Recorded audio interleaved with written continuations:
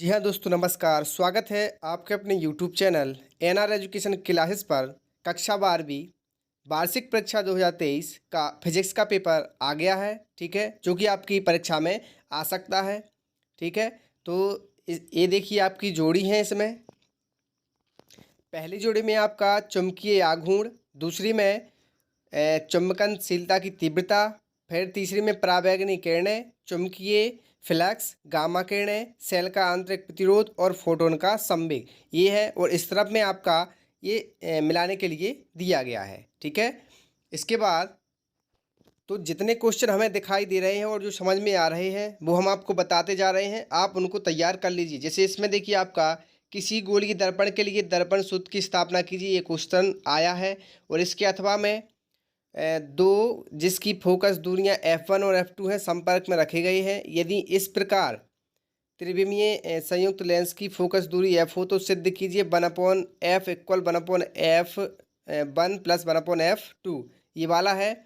और ये 12वें क्वेश्चन में आपका दिष्टकरण क्या है, विद्युत परिपथ खींचकर पीएन संधि डायोड की पूर्ण तरंग दिष्टकारी की क्रिया समझाइए, यानी पूर्ण तरंग दिष्टकारी आपका आया है पेपर में।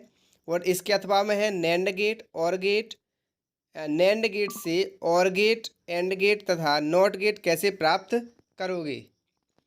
इसके बाद आपके पेपर में ट्रांसफार्मर का वर्णन कीजिए, ये वाला क्वेश्चन आया है, जिसमें आपको ट्रांसफार्मर का सिद्धांत, ट्रांसफार्मर के प्रकार, परिक्रमण अनुपात का सूत्र का निगमन और नामांकित रेखा चित्र बनाना है, ठीक है। ये आपका अंतिम क्वेश्चन है। इसके बाद आपकी गॉस की प्रमेय आई है, ठीक है। गॉस की प्रमेय लिखिए एवं सिद्ध कीजिए। इसके बाद आपका किरचॉफ के नियमों के आधार पर व्हीटस्टोन सेतु का सिद्धांत स्थापित कीजिए। और इसके अथवा में है किसी विद्युत परिपथ के लिए किरचॉफ के नियम लिखिए, ये वाला क्वेश्चन है। इसके बाद आपका 15वें नंबर क्वेश्चन में आपका एक क्वेश्चन आया है, 20 वाट विद्युत वाहक बल वाली बैटरी जिसका आंतरिक प्रतिरोध 3 ओम है किसी प्रतिरोध से संयोजित है, तो एसी परिपथ में धारा का मान 0.5 एमीटर है, तो प्रतिरोधक का प्रतिरोध क्या होगा जब परिपथ बंद है तो सेल की। और इसके अथवा में भी आपका एक क्वेश्चन आया है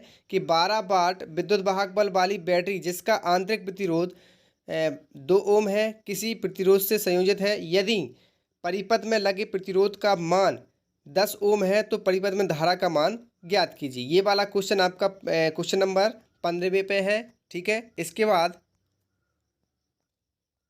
आपका क्वेश्चन नंबर 9वें में, 9वें का अथवा समझ में आ रहा है, तो उसमें आपका आया है पूर्ण आंतरिक परावर्तन की आवश्यक शर्तें लिखिए, ठीक है। और क्वेश्चन नंबर 10वें में आपका आया है प्रकाश विद्युत प्रभाव किसे कहते हैं, और इसके अथवा में है प्रकाश तरंगों के अध्यारोपण का सिद्धांत लिखिए।